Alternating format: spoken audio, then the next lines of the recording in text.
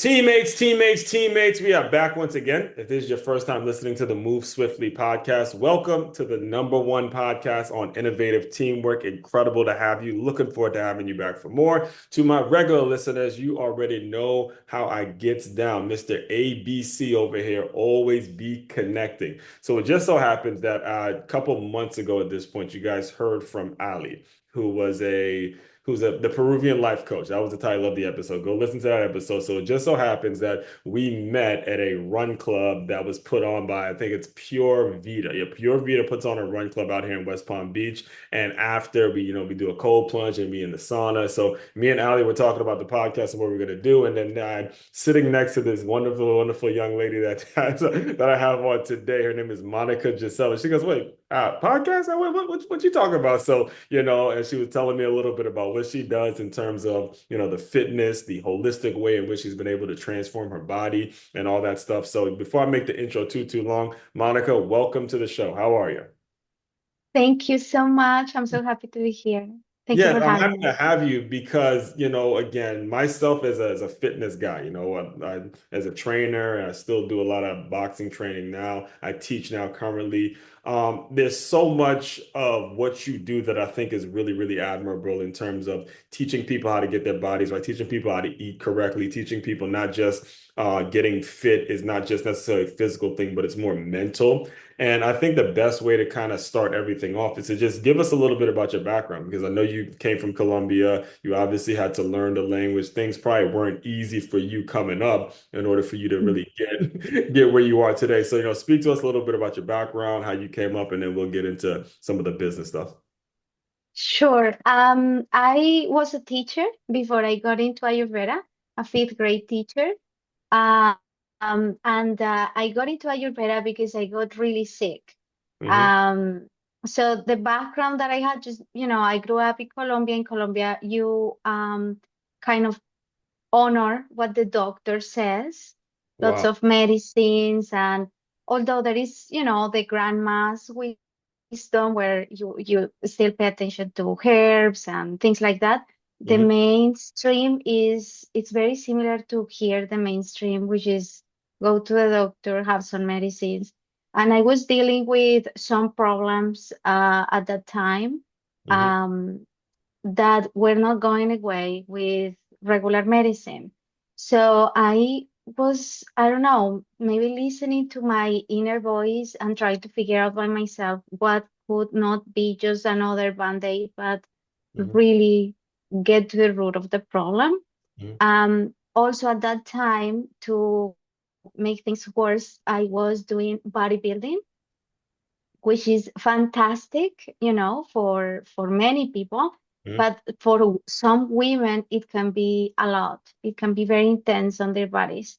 Hmm. So I was, working out twice a day and eating so much protein and protein powders and all these. Hmm. So that's when I found Ayurveda. Um, and what got me is that it was very natural and it was going to take into account not only my body, but also my emotions, the thoughts that I was having about healing or my body at that time. Hmm. And yeah, it was a very holistic approach that I had never heard about. Hmm. That was 2014. Right. And I started, practicing it, trial and error.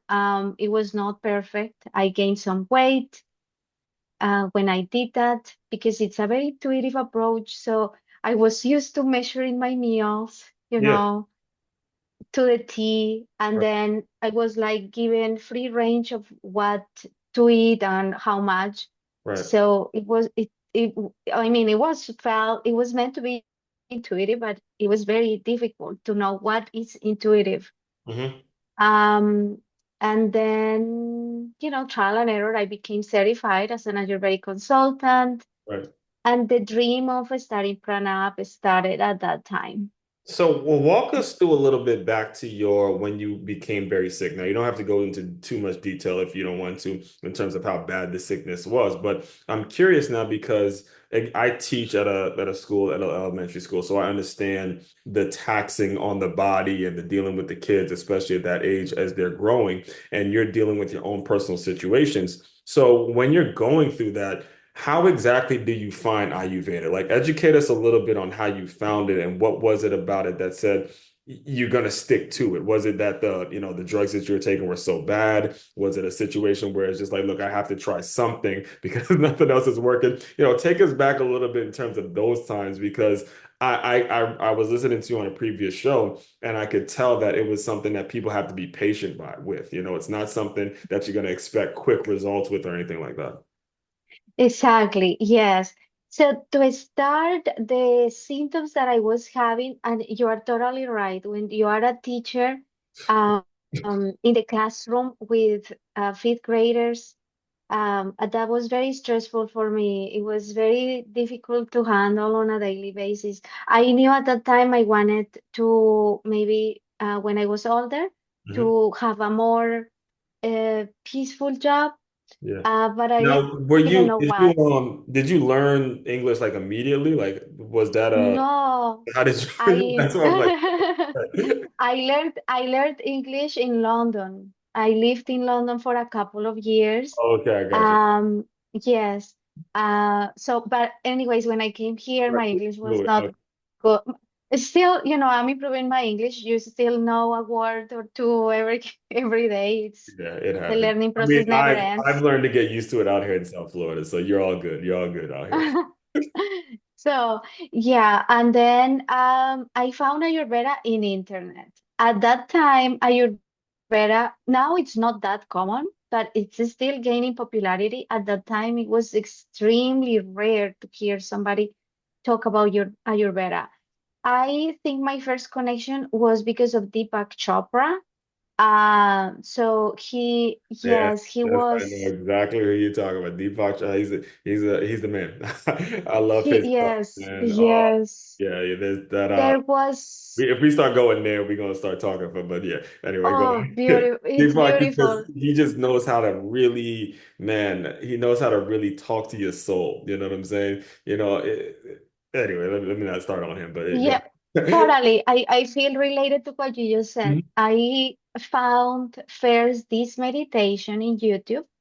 I was typing, searching for healing meditations, and his came up, and I started practicing like every morning.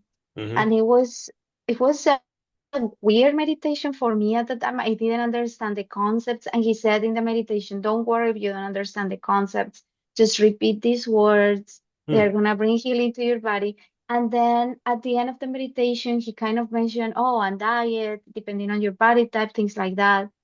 He mentioned the word Ayurveda, and I then got into it more deeply in internet, Got going it. from side to side. But at that time, the amount of information was not that Mhm. plentiful. It was limited. Right. So yeah, Yeah, that's how and I got well, it. to kind of give you guys some context about Deepak Chopra, who she's referring to, I remember there was a quote that he had. I think it was Oprah. He was talking on the Oprah show, and he said, "People don't grow old. When people stop growing, they become old." Right. So when it comes to what you're dealing with, right, and you're obviously again incredibly stressful job, you're trying to figure out your health concerns, you have certain symptoms. When you decide all right, Ayurveda is the thing for me as a client. When did you start to transition and realize, okay, I'm going to be able to teach this and then develop the dream of, all right, now let me build an app. Let me just go all the way in and personal train and fitness and just doing the damn thing. Now, new mama. So, walk us through that process and how you go from client to now it's like you pretty much have your own thing now. I think the transition occurred when I found myself thriving, feeling so healthy. I finally got to that point where I could see, okay, so this is what intuitive means. I Right. got to see what the measurement of food was for me. It was for me, it was as important to have the feeling good, but I also wanted to look good. Hmm. I had for many years taken care of my physical body outside, not inside. And then with Ayurveda, I started taking more of it inside. But then it didn't look that good because, as I told you, I gained weight. Hmm. And one of the recommendations also for Ayurveda in general for some individuals is to increase the intake of milk. Hmm. And when I did that, my acne worsened. So all those things, little tweaks here and there that I had to do, and I finally kind of got it. I felt thriving. Um, and by that time, I thought I could help other people Hmm. get into that same place that I'm feeling so Right. blessed to be in right now. Right. And the next step before even the app was to start doing some consultations, Hmm. create a blog, and write about it in a blog. Yeah. That was the initial step before getting into the So app. walk us through the difference though between, because you just said something that was incredibly powerful. Myself, that have I've trained people, and I get this question all the time as well. And I want to hear your thoughts on this.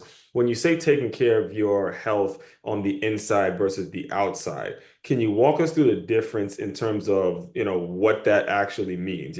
How exactly were you saying, okay, this is me taking care of my health outside and this is my taking care of myself inside? Because a lot of ladies, they work out and they wonder why they're not getting the results. I mean, even though they're doing everything that they say they need to do, but for some reason they're not getting the results. And I've dealt with that quite a bit as well. Totally. Yeah, definitely two different, distinct contexts. So the first one was when I was doing the bodybuilding. Yeah. And I was not listening to my body at all. I just wanted to get to a number, Right. measuring in the scale, taking the progress pictures, which I believe are important as a measurement to see how you're progressing in that journey.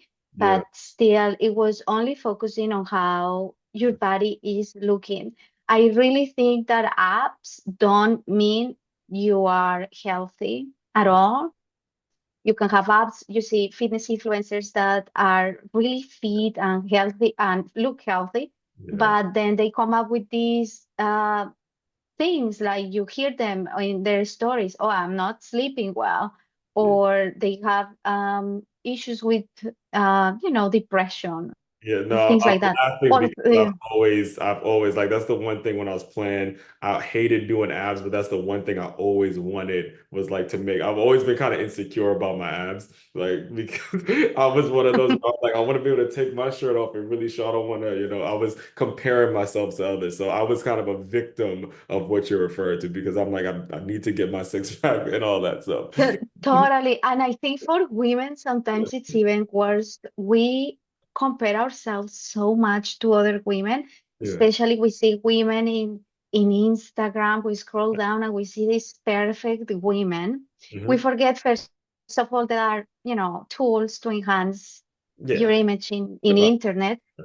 But also, yeah, apps don't mean you are healthy. Uh-huh. And that was the approach that I was taking with bodybuilding, really working out a lot, feeling tired. It doesn't matter. I don't listen to my body. I have a goal and I need to just get it done. Wow. Totally non-intuitive to Hmm. the point where I was, eating all these chicken breasts Hmm.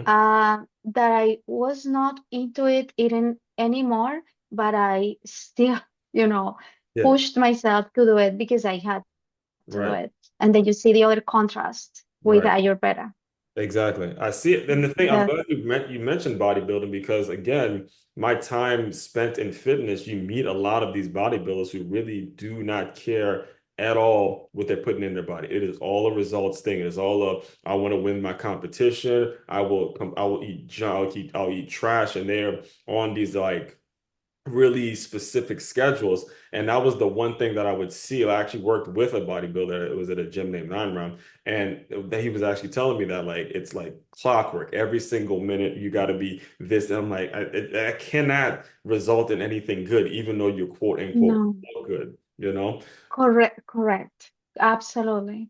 Eating from plastic bags, Ziplocs and cold food. The important thing is, that you get those calories in and you burn those calories out. And it just felt against my body at the point where I couldn't do it anymore because I just couldn't do it anymore. Like physically, I was Yeah. uh, just feeling so bad that Hmm. I had to take the other approach. Yeah. The other approach was so difficult to take because I had to rest, and I was like, resting is bad. Resting is Yeah. like it was the opposite of what I was Like wired. had programmed my mind to resting or doing yoga, not Hmm. doing so many workouts, or listening to my body. If I'm feeling tired, take some rest, drink some water, not go, go, go. Right. So yeah, totally different. And So in the sense, and the thing is, no, I'm glad you're bringing this up because one of the things, especially for anyone that's listening out there and that's interested in getting on a health, or like on the proper health nutrition or the proper diet, they can be fairly intimidated when they look at you, right? They can be fairly intimidated when they see Monica, the finished product. But you have actually something you have a lot of free resources on your website. You have a way of which they can take a quiz and they can really see where they're at and not necessarily be on to like, I'm telling you, ladies, do not take it from us. Do not get in this habit of comparing what you see of a person, but based on what you see on the internet. That is not a healthy way to live. And I'd love for you to kind of just talk a little bit about some of the resources that they can take advantage of right now that everything is kind of developed and there's a quiz. And then there was some things you were talking about in which you'll know your specific body type and then you know what to cook and stuff like that. I was like, man, I can't wait to have you just dive into that because I don't like I was again that's the sciencey part of it where I'm like I'll let you kind of take it away. So yeah, with Ayurveda, the beautiful thing about Ayurveda is that it differentiates by body type. I had never heard that concept, and I was into it from the beginning. You first take a quiz, uh, um, which we have improved based on my experience with quizzes all, throughout all these years. Right. And you take the quiz on the app. The quiz is free, Hmm. and within 2 minutes, you have the answer. Hmm. The questions may seem sometimes a little bit weird. We are asking questions about your emotions, how good you sleep, even the quality of your dreams, things like that. Plus physical, related to your body questions. Hmm. And then the result is going to provide you with either you are what type of body type you are. You can either be Vata, Pitta, or Kapha. And depending on those types, your diet should accommodate your constitution, your movement should also be accommodated and adjusted as well as your lifestyle. Hmm. And that's like the big picture. Obviously, when you get into each body type, you still need to customize those guidelines or those tips to your own body, to your own situation. Some Hmm. people may be Vata Pitta or Vata Kapha with a combination of them. This Ayurvedic blueprint is basically what you would relate to the DNA in Hmm. a sense. Yeah. It's so unique, and you have that specific combination of the three forces of nature. So a little bit of Vata, a little bit of Pitta, a little bit of Kapha, but one of them, most of the time, is more dominant in your body. Hmm.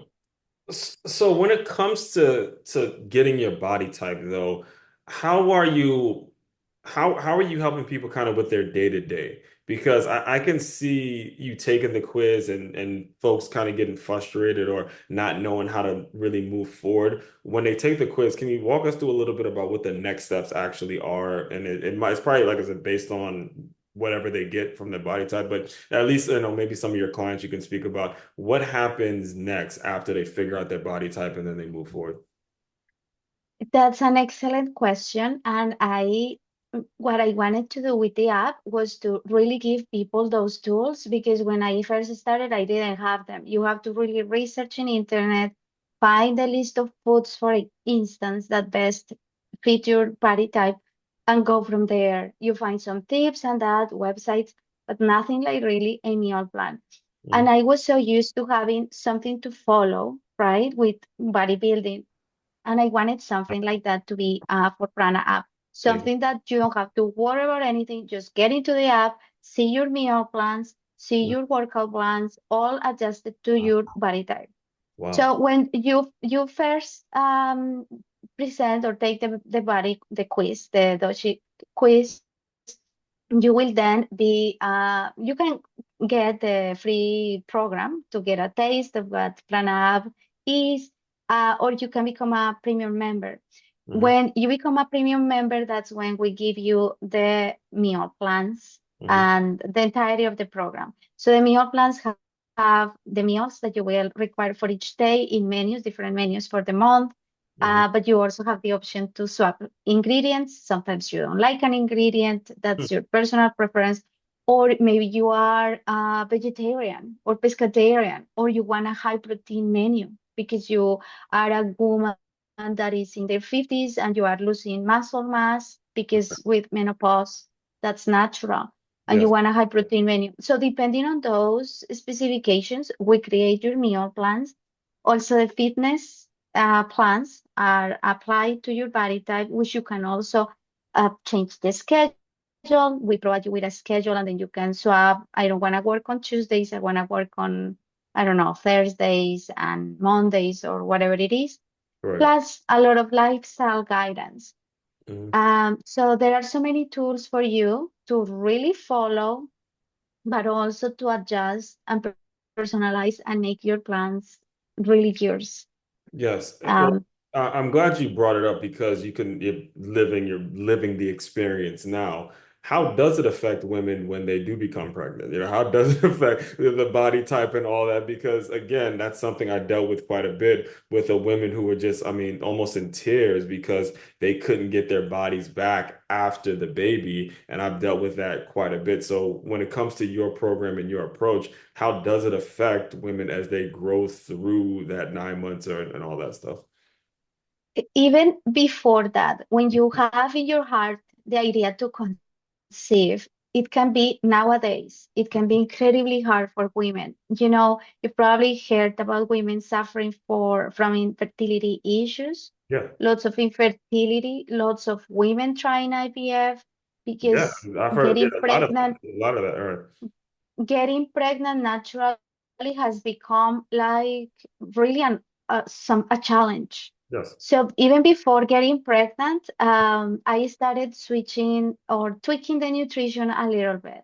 Hmm. I have a body type that tends to get more depleted, Vata dosha, and so I need less exercise, even though I would like to get more.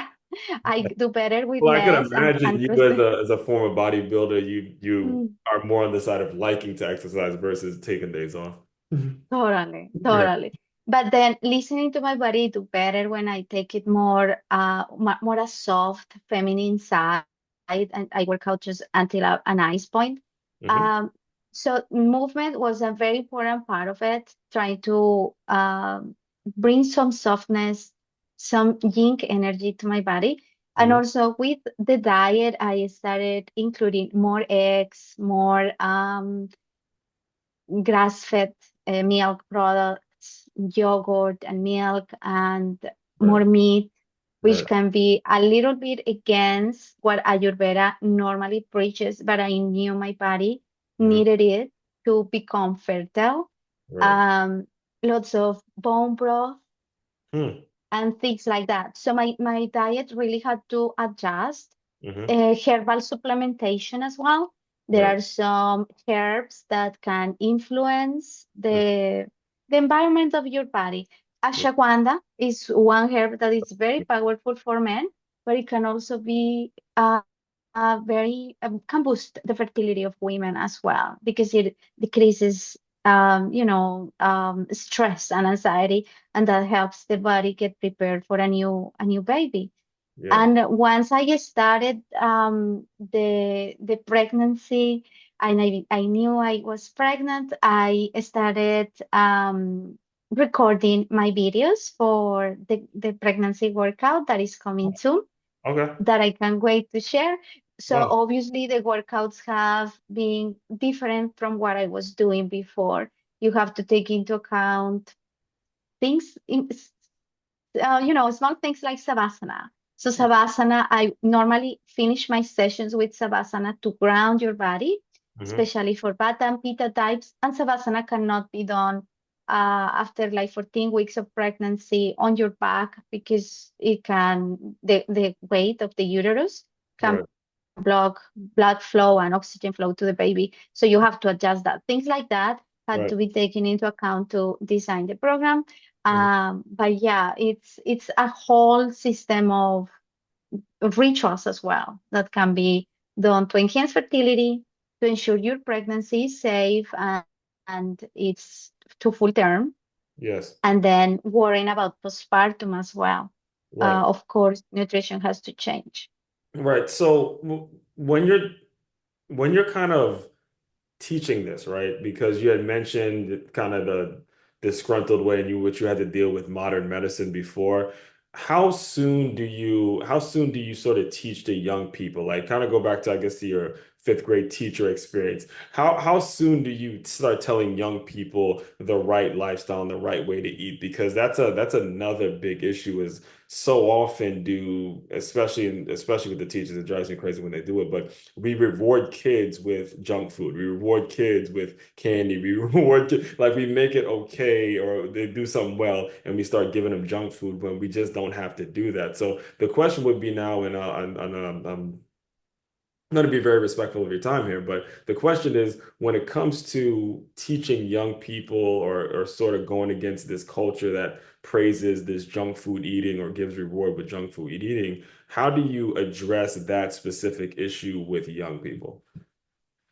I think the best answer to that question is to democratize Ayurveda a little bit more to Yeah. make it more available mainstream. Hmm. Um, you know what you just mentioned not only happens with children, with adults as well. They learn. Now, It's like right? a learned thing that they Yes, don't break the habit. exactly. The issue with cheat meals. So you reward yourself with a cheat meal and all that concept that you pass on to your children. I Mhm. believe once you democratize it a little bit more and make it more common, children and young adults can become attracted to living a healthier lifestyle. Right. With with Ayurveda, that's something that definitely you can follow since you are a baby. I plan to Yes. study the constitution of my baby Yes. and apply the foods that I feel are going to be best for him. And there is this beautiful concept in Ayurveda Mhm. of like increases like. So the heavier you are feeling, Yes. the lighter the ingredients you have to eat. Yeah. Otherwise, if you eat heavier and those attributes are the same, you are going to end up feeling heavier. So it's a very simple concept, but Hmm. very powerful that you can apply into in your for your food, for the conversations you have with people, Yeah. the environment you are in. So things like that can really affect how you feel and how you heal. Right. But I definitely feel like you can incorporate Ayurveda from a young age, Hmm. making it more appealing and less something like exclusive, just when you get sick and there is no other way to heal. Right. Most of the women that come to Prana App are maybe in their 30s on. So it would be beautiful to see a jump to younger ages Exactly. as, Ayurveda becomes more mainstream, Well, that's why for I asked sure. that because as I'm thinking about you and you can have a new baby, I'm thinking about the formulas and what you're talking about with GNC and that powder and how we can potentially eradicate that early and early and earlier on. So the obesity, and again, I've been on record saying this so many times, you regular listeners probably tired of hearing me saying it, but the government isn't going to solve your problems. You can solve Mhm. your problems in the home based on how you raise your babies and how you raise your kids. So earlier I was listening to you before and you were talking about how GNC and there's all these powders, all these things. There's so much shit, there's so much stuff in the fitness world that it's so hard to figure out what's healthy and what's not healthy to the point where some people can go out thinking that they're eating healthy but not realize that they're putting a bunch of junk in their bodies and just again just not know like you were a couple years ago, just simply not know there's an approach for every single body type. And that's really where it's important is really educate yourself folks and understand the importance of holistically looking at things and biggest thing, and you're speaking from someone again that's been a victim of this. Do not compare yourself to others. Do not do it. It is Absolutely. going to be something that just ends in a bad way for you. So, Monica, like I said, I do want to be very Absolutely. respectful of your time. Can you just tell people a little bit about what's next, what you got coming down the pipeline? I know you got a little oven roasting, bun roasting in the oven now, but business wise and all the things, can you just talk a little bit about your vision for the future? Yes, well, the baby is growing and I feeling, bigger and bigger. So at this point, I'll be concentrating on my pregnancy, Mhm. having a healthy pregnancy. In the meantime, I'm very excited about re doing the pregnancy program, preparing everything to launch it, Right. probably by summer next year. And that's going to be the next program, but also there is a program specifically that's coming up Mm. for the Kapha Dosha season, one of the constitutions. Oh.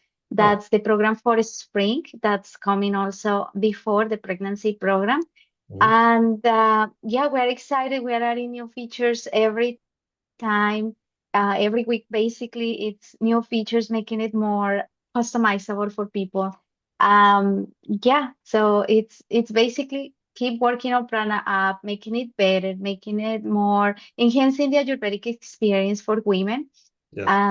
Yes, so that's basically what's coming up. And what is the best way for people to get in touch with you? Through the website, I think it's the best. There is a link there for support, Goddess support, where we answer all emails Mhm. or maybe ideas that you have for the app or questions about your constitution. You can always email us there, or you can follow me on Instagram or my Facebook group where you can get more content, free resources. You Um, have a ton of that, a lot of blogs. I was reading a few yes. before. Yes, and definitely downloading the app. More and more resources are becoming available for free in the app. Hmm. So it's always a good idea to have it there and have those resources and those free tools available for you whenever you need them. Plus the free program. At this point, I'm starting the week of this going by. But at this point, by the time this comes out, I would have be doing regular boxing workouts at a park, and it's in Wellington. You can come out if whenever. Oh, nice. But if any of you guys are listening, again, download the damn app because you need it. And it's one day one day a week or we're gonna be doing it twice a month. So twice a month isn't gonna get you there. You're gonna have to be again approaching these workouts with a certain lifestyle. So I just had to put that out there. So, Monica, the final thing I do to close out all the shows is I want you to use your imagination a little bit. You are back to being a fifth grade teacher. You're incredibly sick. You're going through it. You're stressed out. The kids are yelling at you. This one's crying. You're solving this problem. This parent is upset with you. Pretend that that version of Monica is coming to the Zoom room. Give her some words of encouragement, and we will officially close. I could tell that Monica to believe that there is a way out, to have faith and surrender to the flow of things. Things are gonna work out and keep looking, don't settle. You don't feel well, and you that doesn't mean that you need to just get used to not feeling well. Mm. Find an answer, but just take it easy and it will come. Just have faith that it will come. And that's it. I have absolutely nothing to add to that. And if you're new around here, the reason I close out with that question is in case you are going through that specific thing yourself. We're here again to indirectly help you through whatever challenge, whatever the obstacle, whatever it is you may be going through. We're here to indirectly just help you get through that moment. So, all that being said, fellow teammates, continue to move swiftly. We will talk more soon.